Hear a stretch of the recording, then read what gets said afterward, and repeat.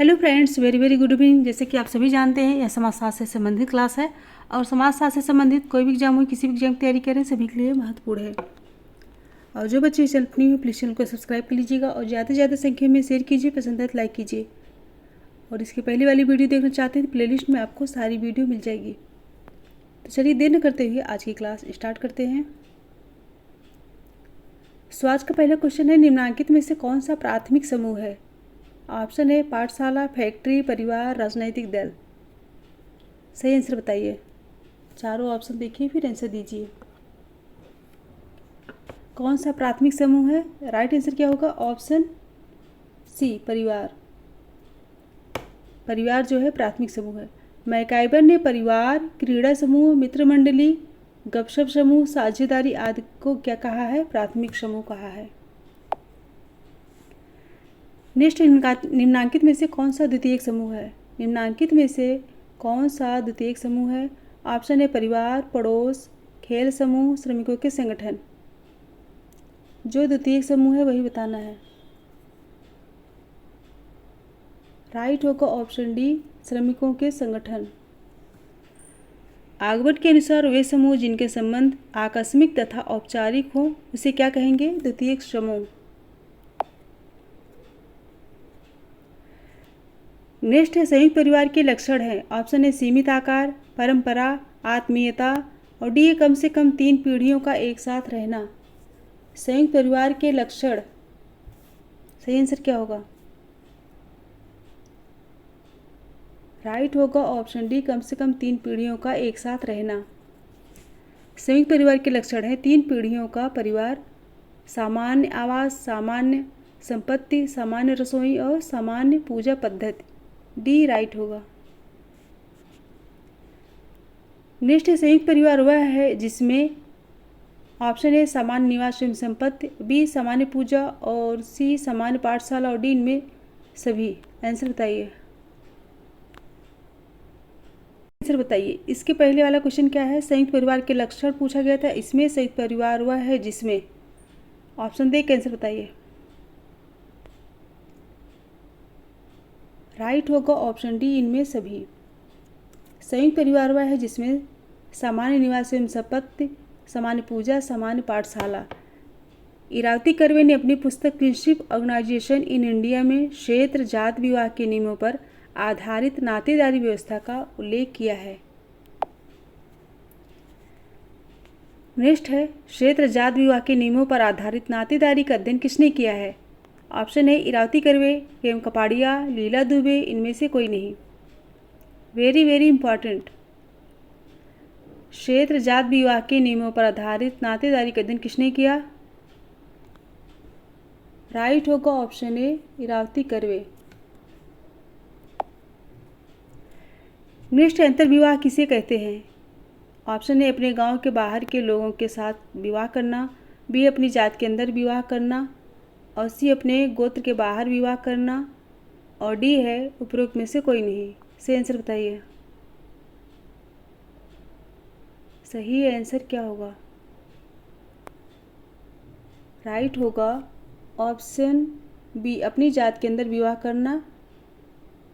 अपनी जाति, धर्म, प्रजात तथा भाषा क्षेत्र में विवाह करना अंतर्विवाह कहलाता है।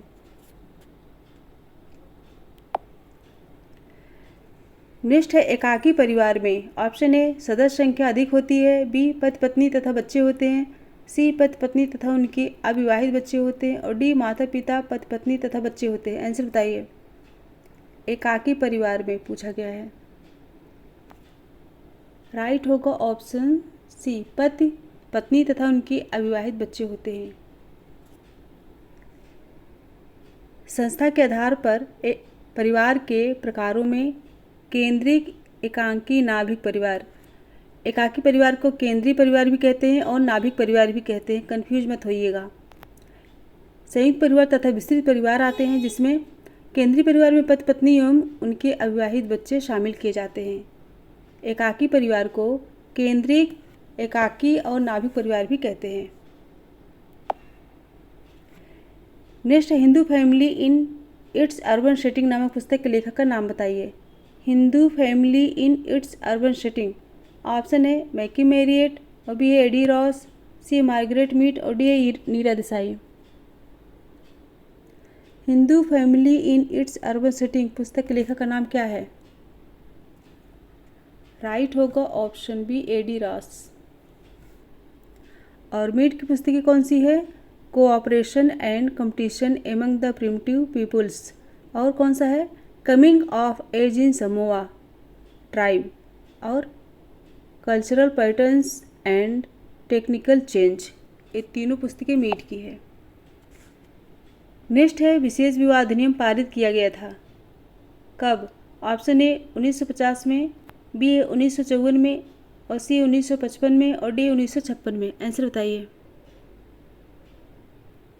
विशेष विवाह अधिनियम कब पारित किया गया था? राइट होगा ऑप्शन बी 1954 में। आज के सारे क्वेश्चन वन लाइनर हैं।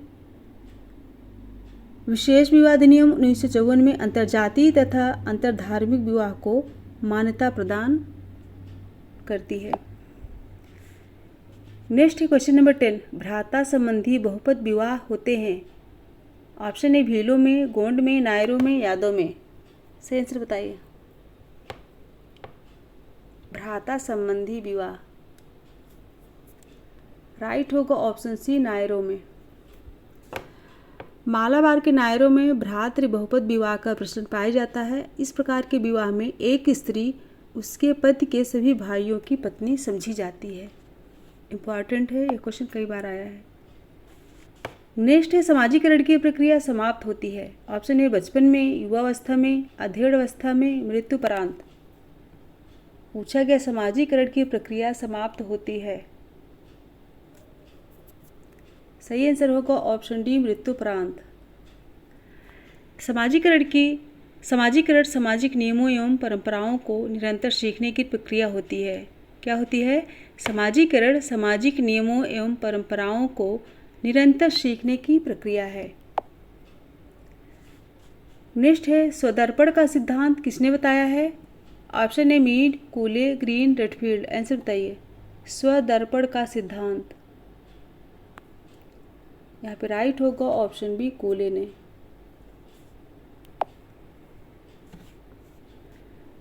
नेक्स्ट है परिवार एक समूह है जो लिंग संबंधों पर आधारित है, इतना छोटा एवं अस्थायी है कि जिसमें बच्चों की उत्पत्ति एवं पालन पोषण की व्यवस्था होती है।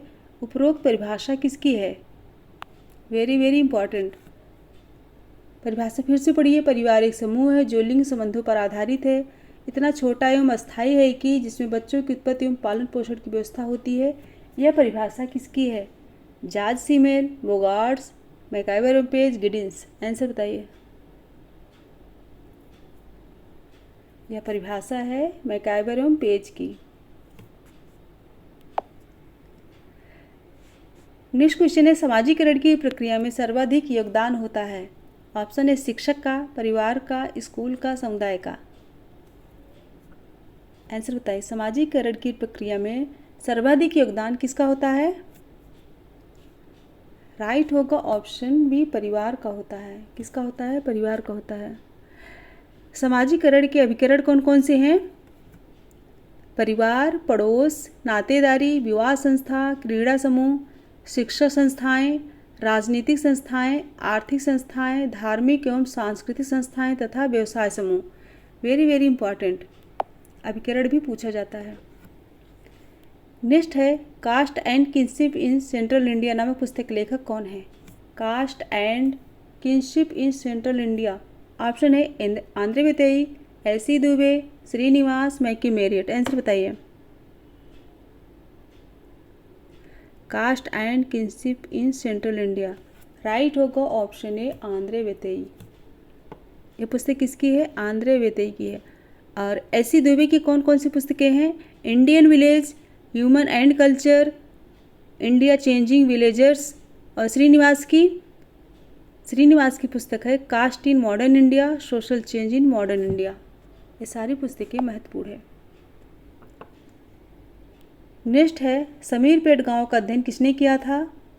ऑप्शन है Dubey, Ghurye, KR. Mathur, CM. Abraham. Samirpet गांव का अध्ययन किसके द्वारा किया गया? राइट होगा option A AC Dubey, A correct होगा। नेक्स्ट है निम्न में से गांव की विशेषता नहीं है। गांव की विशेषता नहीं है। घनिष्ठ संबंध, समान कृषि व्यवस्था, द्वितीयक संबंध, सरल जीवन। जो गांव की विशेषता नहीं है बताना है। राइट होगा ऑप्शन सी द्वितीयक संबंध।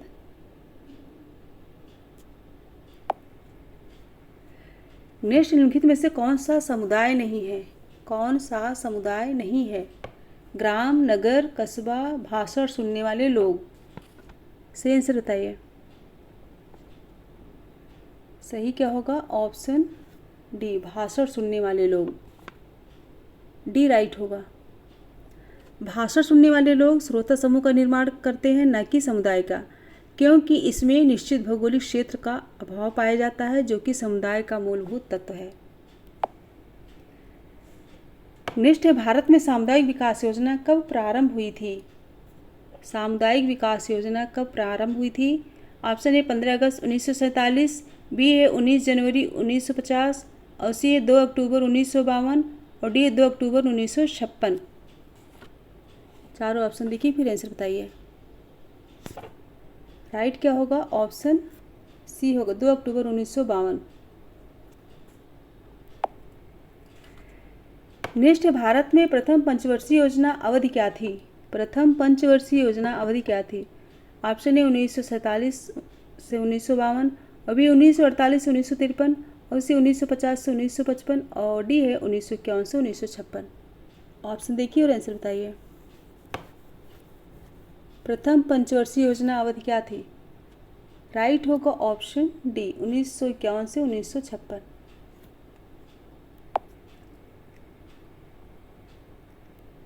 नेक्स्ट है भारत में योजनाएं स्थगित होने की अवधि क्या थी। भारत में योजनाएं स्थगित होने की अवधि क्या थी। ऑप्शन ए 1956 से 1961, 1961 से 1966 और 1966 से 1969 और डी 1969 से 1974। आंसर बताइए। भारत में योजनाएं स्थगित होने की अवधि क्या थी। Very very important. राइट होगा क्या ऑप्शन सी 1966 से 1969, सी करेक्ट होगा। नेक्स्ट है क्वेश्चन नंबर 24। वर्तमान में भारत में कौन सी योजना चल रही है। कौन सी योजना चल रही है। ए 5वीं, बी 6ठी, सी 7वीं, डी 8वीं। आंसर बताइए। सही आंसर क्या होगा ऑप्शन सी 7वीं। नेक्स्ट है भारत में योजना आयोग का गठन कब हुआ था। Option A 1945, 1947, 1950, 1951। ऑप्शन डी कैसे बताइए। भारत में योजना आयोग का गठन कब हुआ था। राइट होगा क्या ऑप्शन सी 1950। मार्च 1950 में प्रधानमंत्री की अध्यक्षता में योजना आयोग का गठन किया गया, जिसे देश की विकास की रणनीति तय करने का दायित्व सौंपा गया। नेक्स्ट क्वेश्चन है योजना आयोग के पदेन अध्यक्ष कौन होते हैं। योजना आयोग के पदेन अध्यक्ष कौन होते हैं। रक्षा मंत्री, गृह मंत्री, विदेश मंत्री, प्रधानमंत्री। आंसर बताइए। यहाँ पर राइट होगा ऑप्शन डी प्रधानमंत्री। नेक्स्ट क्वेश्चन है भारत में विधि आयोग का गठन कब हुआ था।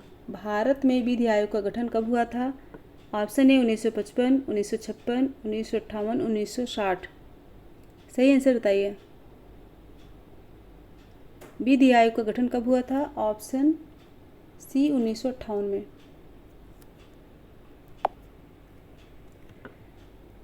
नेक्स्ट है संस्कृतिकरण के विपरीत प्रक्रिया कौन सी है। ऑप्शन ए सार्वभौमिकरण, नगरीकरण, पश्चिमीकरण, असंस्कृतिकरण। संस्कृतिकरण के विपरीत प्रक्रिया कौन सी है। आंसर बताइए। राइट आंसर क्या होगा ऑप्शन डी असंस्कृतिकरण।